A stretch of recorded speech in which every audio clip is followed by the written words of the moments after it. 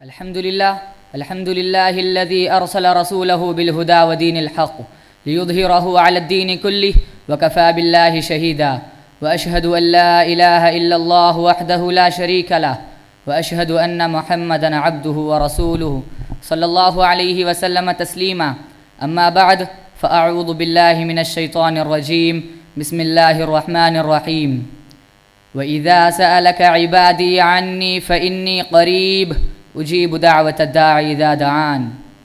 محترم صدر اجلاس، شہنشین پر تشریف فرما علماء اکرام، اساتذہ اعظام، موقر ذمہ داران مسجد و مدرسہ اور سامعین باتمکین، آج کے اس سالانہ اجلاس میں میری تقریر کا عنوان ہے دعا کی قبولیت کے اسباب۔ دعا مومن کا ہتھیار ہے، مظلوم کی طاقت ہے، نہتوں اور کمزوروں کے درد کا مداوا ہے، غمزدہ اور دکھی انسان کی تمنا ہے، غموں کے ستائے ہوئے انسانوں کا سامان راحت ہے، دعا بے سہاروں کا سہارا ہے۔ اللہ تعالیٰ کا فرمان ہے وَقَالَ رَبُّكُمُ ادْعُونِي أَسْتَجِبْ لَكُمْ، تمہارے پروردگار کا فرمان ہے اے الجھنوں میں پھنسنے والو، تم مجھ سے مانگو میں تمہاری الجھنوں کو حل کروں گا۔ اے ٹینشنوں کی زد میں جینے والو، تم مجھ سے مانگو میں تمہیں چین بھری سانسیں نصیب کروں گا۔ اے ظلم کی چکی میں پس پس کر کرہنے والو، تم مجھ سے مدد طلب کرو میں تمہاری مدد کروں گا۔ اے بیماریوں کی دھوپ میں تڑپنے والو، تم مجھ سے شفا طلب کرو میں تمہیں شفا عطا کروں گا۔ رب رحمان و رحیم ان ہاتھوں کی لاج رکھ لیتا ہے جو اس کی طرف دعا کے لیے اٹھتے ہیں۔ رسول اللہ صلی اللہ علیہ وسلم نے فرمایا ان ربکم تبارک و تعالی حی کریم یستحیی من عبده اذا رفع یدیہ الیہ ان یردہما صفرا، بلا شبہ تمہارا پروردگار بڑا ہی حیا اور عزت والا ہے، وہ اپنے بندے سے اس بات میں حیا محسوس کرتا ہے کہ جب اس کا بندہ اس کے سامنے اپنے ہاتھوں کو اٹھائے تو وہ ان ہاتھوں کو خالی لوٹا دے۔ آیت کریم اور حدیث مبارکہ سے یہی بات معلوم ہوتی ہے کہ اللہ تعالیٰ سے مانگی ہوئی کوئی بھی دعا رائگاں نہیں جاتی بلکہ شرف قبولیت پاتی ہے۔ تو پھر سوال یہ پیدا ہوتا ہے کہ ہمیں اپنی دعاؤں میں مانگی ہوئی مرادیں حاصل کیوں نہیں ہوتی، ہماری دعائیں رنگ کیوں نہیں لاتی؟ یاد رکھیں دعا کی قبولیت کی 3 صورتیں ہیں۔ نمبر 1، یا تو اسے وہ چیز دنیا میں ہی جلد دے دی جاتی ہے جو اس نے مانگی ہوئی تھی۔ نمبر 2، یا اس کے لیے وہ آخرت میں ذخیرہ کر لی جاتی ہے۔ نمبر 3، یا پھر اس کی مانگی ہوئی چیز کے بقدر اس کے گناہ معاف کر دیے جاتے ہیں۔ گویا ہر دعا قبول ضرور ہوتی ہے بشرطے کہ گناہ سے متعلق نہ ہو، البتہ اس کی قبولیت کی صورت مذکورہ 3 صورتوں میں سے کوئی ایک ہی ہوتی ہے، یعنی اللہ تعالیٰ دعا کرنے والے کے حق میں جو بہتر سمجھتا ہے وہی صورت اسے عطا فرماتا ہے۔ لیکن ایسا ہرگز نہیں کہ ہماری مانگی ہوئی کوئی بھی دعا ضائع اور رائگاں چلی جائے۔ دعا مانگنے میں جن چیزوں کو ملحوظ رکھنا چاہیے ان میں سے سب سے پہلی چیز اخلاص ہے۔ حضرات، وہی دعائیں فرش سے عرش کو ٹکراتی ہے جن میں اخلاص کی خوشبو ہو، وہی تمنائیں پوری ہوتی ہے جن میں رضا الہی مقصود ہو، وہی امیدیں بر آتی ہے جن میں اللہ کی خوشی مطلوب ہو۔ اگر دعاؤں میں اخلاص نہ ہو یا غیر اللہ سے مانگی جا رہی ہو، درگاہوں پر ماتھوں کو ٹیکا جا رہا ہو، مزاروں پر جا کر ہاتھ پھیلائے جا رہے ہو، قبر والوں سے جھولی بھرنے کی فریادیں کی جا رہی ہو، تو یاد رکھو اس زمین پر اس سے بڑا ظلم اور انصاف کا خون کوئی اور نہیں ہوگا، اس لیے کہ آسمانوں و زمینوں کا رب فرماتا ہے وَإِذَا سَأَلَكَ عِبَادِي عَنِّي فَإِنِّي قَرِيبٌ اُجِيبُ دَعْوَةَ الدَّاعِ إِذَا دَعَانِ۔ اے نبی صلی اللہ علیہ وسلم، جب آپ سے میرے بندے میرے متعلق دریافت کرے تو انہیں آپ بتلائیے کہ یقیناً میں بہت نزدیک ہوں، میں دعا کرنے والے کی دعا قبول کرتا ہوں جب بھی وہ مجھ سے دعا کرتا ہے۔ دعا کی قبولیت کا دوسرا اور اہم سبب قبولیت کا پختہ یقین ہونا چاہیے۔ سیدنا ابو ہریرہ رضی اللہ عنہ بیان کرتے ہیں کہ رسول اکرم صلی اللہ علیہ وسلم نے فرمایا ان ربکم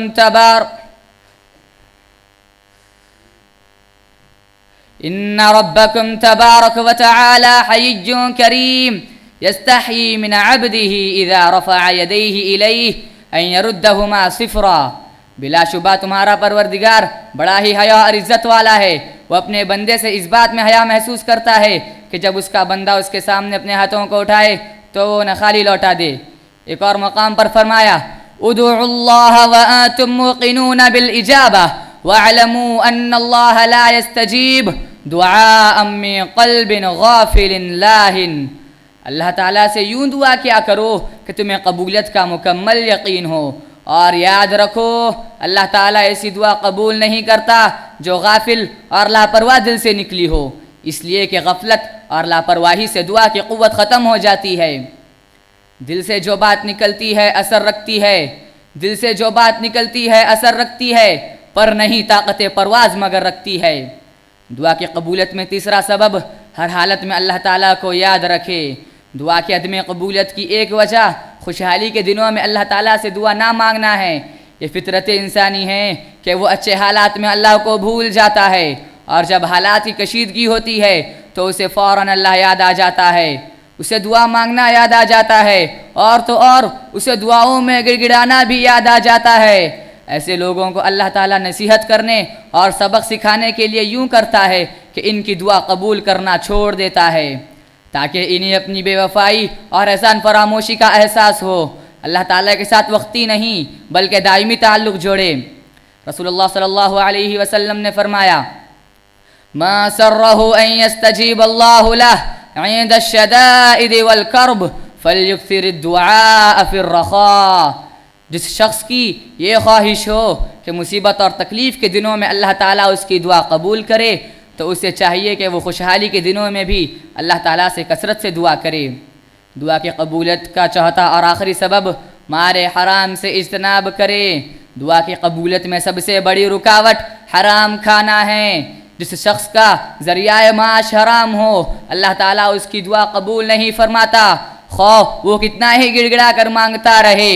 یتیموں کا مال کھانے والے، غریبوں کی دولت ہڑپ کرنے والے، سود خوری کرنے والے، رشوت خوری کرنے والے، مسجدوں کا پیسہ کھانے والے، لقمہ حرام کھانے والے، ان کی دعائیں کبھی رنگ نہیں لاتی۔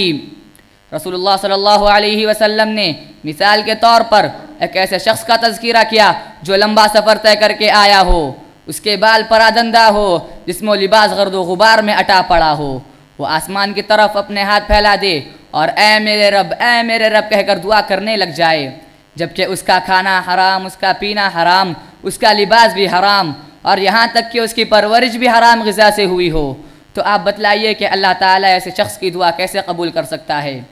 آخر میں اللہ رب العالمین سے دعا ہے کہ اے الہ العالمین، اس محفل میں جتنے بیٹھے ہیں تو ان سب کو مستجاب الدعوات بنا دے۔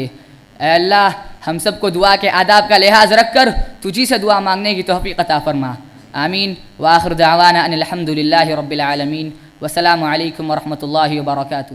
مسجد عباد الرحمن کے پلیٹ فارم سے ہونے والی دعوت و تبلیغ کے مشن کو آگے بڑھانے میں ہمارا بھرپور ساتھ دیں۔ علم و عمل سے ناطہ جوڑنے کے لیے اہل علم سے جڑیں۔ مسجد عباد الرحمن کے یوٹیوب چینل کو سبسکرائب کریں اور آگے شیئر کرنا ہرگز نہ بھولیں۔ فجزاکم اللہ